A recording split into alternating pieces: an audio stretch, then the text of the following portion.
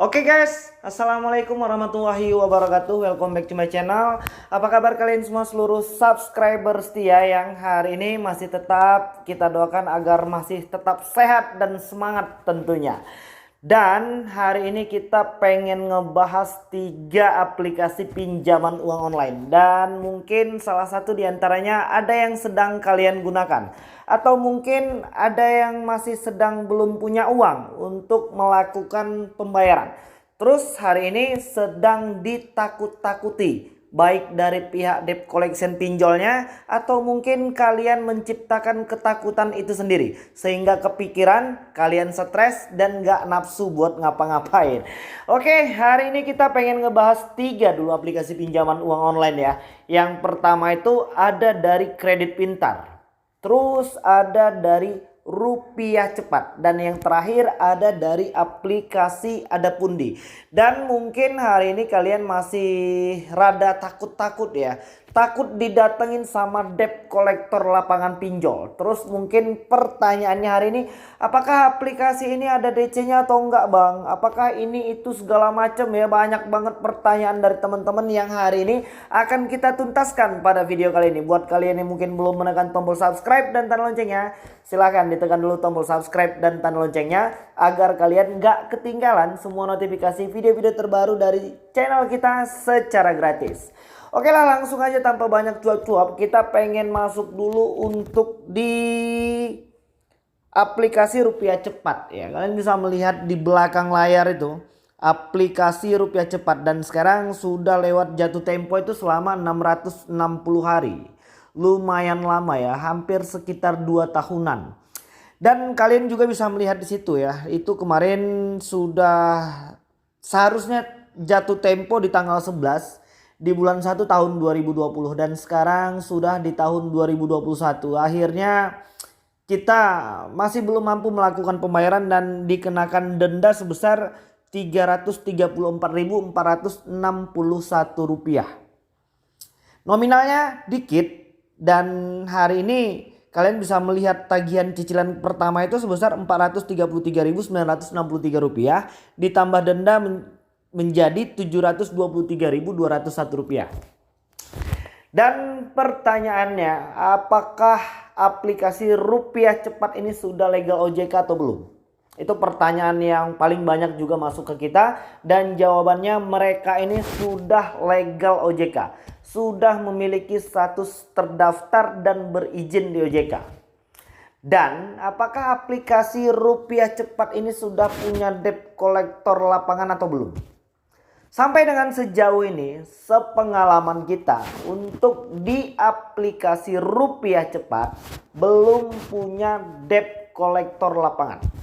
Jadi masih aman. Jadi kalian masih bisa buat nyicil-nyicil atau mungkin nabung-nabung uang biar bisa buat bayar utang. Dan kita doakan supaya kita semua tetap sehat, murah rezeki, dan terbebas dari segala macam hutang piutang. Amin ya robbal alamin. Itu untuk di aplikasi Rupiah Cepat, dan kalian bisa menyaksikan sendiri kita sudah keterlambatan selama 660 hari untuk di aplikasi Rupiah Cepat. Dan kita pengen lanjut lagi ya. Untuk di aplikasi selanjutnya kita pengen ngebahasin Adapundi, dan yang terakhir nanti untuk di aplikasi Kredit Pintar. Kita pengen lanjut dulu untuk di aplikasi Adapundi. Yuk, itu dia, kalian bisa melihat untuk di aplikasi Adapundi kita sudah keterlambatan selama 712 hari belum mampu melakukan pembayaran. Belum ada uangnya. Dan pertanyaan yang paling pertama itu, apakah aplikasi Adapundi ini sudah terdaftar di OJK atau belum? Jawabannya sudah memiliki status terdaftar dan berizin. Mungkin teman-teman bisa menuliskan beberapa pengalamannya ketika kalian belum mampu melakukan pembayaran di aplikasi Adapundi. Bagaimana pengalaman kalian ketika menggunakan aplikasi ini? Atau mungkin ada keluhan atau mungkin ada nilai plus minus dari aplikasi Adapundi, kalian bisa menuliskannya di kolom komentar. Dan mungkin kalian hari ini bertanya-tanya untuk yang belum mampu melakukan pembayaran, apakah aplikasi Adapundi memiliki debt collector lapangan atau tidak? Karena mungkin dari gaya penagihannya kalian masing-masing pasti punya pengalaman ketika kalian menggunakan aplikasi Adapundi ini. Dan jawabannya untuk di aplikasi Adapundi belum memiliki debt collector lapangan. Belum ada debt collector lapangannya untuk di aplikasi Adapundi. Dan gue penasaran ya, untuk di aplikasi Adapundi ini kita udah tertotal punya tagihan sebesar 1.600.000.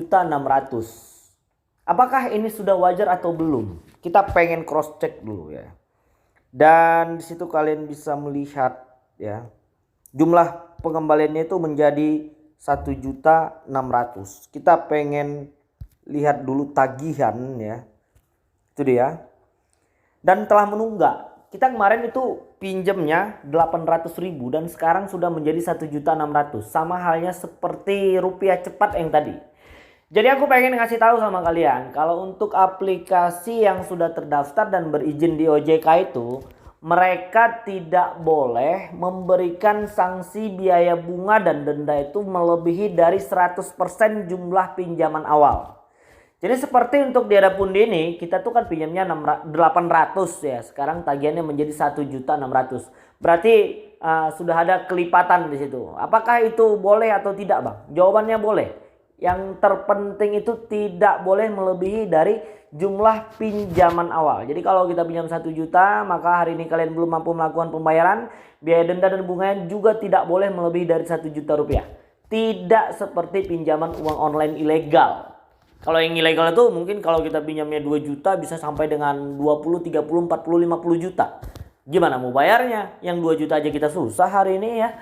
Itu untuk di aplikasi-aplikasi yang sudah terdaftar dan berlabel OJK tentunya ya.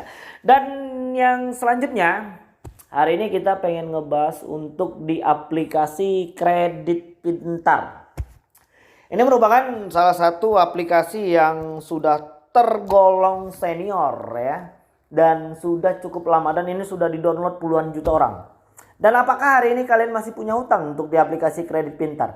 Dan bagaimana pengalaman kalian ketika menggunakan aplikasi Kredit Pintar ini? Atau mungkin yang hari ini sedang ketakutan didatangin sama debt collector lapangan? Sebelum aku menjawab itu, aku pengen mengingatkan terlebih dahulu kepada kalian agar untuk memperbaiki pola pikir supaya nggak stres, supaya tidurnya nyenyak, makannya enak, dan mandinya pun jadi lebih bersih.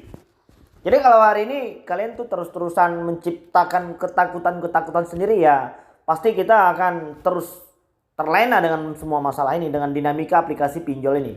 Jadi apa Bang solusinya? Kalian harus bisa memperbaiki pola pikir dulu, mindsetnya dulu yang mau kita perbaiki, mentalnya dulu yang mau kita perbaiki. Jadi kalau seandainya kalian tuh memang harus pasrah, bukan pasrah pada situasi dan keadaan. Kalian memang harus bisa meninggalkan gengsi kalau memang didatengin sama debt collector lapangannya. Hari ini banyak teman-teman kita itu takut malu ya, takut orang lain tahu, takut tetangganya tahu kalau hari ini kita tuh sedang punya utang. Sebenarnya nggak ada masalah. Jadi kalau seandainya kalian bisa melompangkan hati dan meluruskan tentang pemikiran itu, maka kalian tidak akan lagi merasa stres dan terbebani. Ya kalau mau datang ya monggo silakan datang, dan kalian punya hak untuk mempertanyakan ID card pekerjaan, KTP, sertifikasi, dan surat perintah serta surat kuasa penagihan utang. Jadi cukup jelas, itu langsung dari perintah Pak Polisi. Kalian berhak untuk mempertanyakan itu. Oke, lanjut. Ini kita pengen masuk dulu untuk di aplikasi Kredit Pintar ya. Ini kita udah masuk tuh ya. Dan kalian bisa melihat di situ jumlah tagihannya tuh menjadi 1.200.000. Kemarin ini kita pinjam sebesar 600.000 rupiah dan sekarang sudah menjadi 1.200.000. Itu artinya kelipatannya sudah ada 1 kali lipat. 600 ditambah 600 menjadi 1.200.000. Apakah itu normal? Jawabannya normal, karena aplikasi Kredit Pintar ini sudah terdaftar dan berizin di OJK. Bagaimana pengalaman kalian ketika menggunakan aplikasi Kredit Pintar? Terus pertanyaan yang paling banyak dan yang paling sering masuk ke kita itu, apakah aplikasi Kredit Pintar ini sudah punya debt collector lapangan atau tidak? Yang sebenarnya pertanyaan ini ya mau dijawab mau enggak, mau datang mau enggak, ya nggak ada masalah. Kalau datangnya baik-baik, kalau datangnya dengan sopan dan santun, kita wajib kooperatif. Yang penting mereka tidak melakukan pelanggaran hukum yang sudah ditetapkan melalui undang-undang. Mereka itu nggak boleh ngambil barang-barang, mereka itu nggak boleh menggunakan anarkis, kekerasan dan lain sebagainya. Yang seperti aku bilang tadi, kalian punya hak untuk mempertanyakan. Dan apakah untuk aplikasi kredit pintar ini sudah punya debt collector lapangan atau tidak? Jawabannya sudah, tapi tidak untuk di semua daerah. Ada, tapi tidak untuk di semua daerah. Berdasarkan pengakuan dari beberapa subscriber kita kemarin yang punya pengalaman sudah pernah didatengin. Katanya untuk wilayah Jakarta ada, untuk wilayah Bogor ada, untuk Surabaya ada. Masih 3 lokasi itu. Dan mungkin kalian punya pengalaman juga, udah ketemu sama debt collector lapangannya kredit pintar, kalian juga bisa menuliskan pengalaman kalian di bawah ini. Selain dari daerah itu dan atau mungkin yang punya pengalaman di daerah lain, kalian juga bisa menuliskan di kolom komentar ya, supaya kawan-kawan yang lain juga tahu. Untuk selain di daerah itu belum ada pengakuan ditemukan atau mungkin bertemu dengan debt collector lapangan dari aplikasi kredit pintar. Oke, jadi cukup jelas itu 3 aplikasi yang hari ini sedang kita bahas, dan selanjutnya kita akan ngebahas EasyCash, UangMe, Bantu Saku, dan yang lain sebenarnya banyak-banyak lah ya. Oke, jadi mungkin itu yang bisa aku sampaikan, dan mudah-mudahan video ini bermanfaat untuk kita semua. Assalamualaikum warahmatullahi wabarakatuh.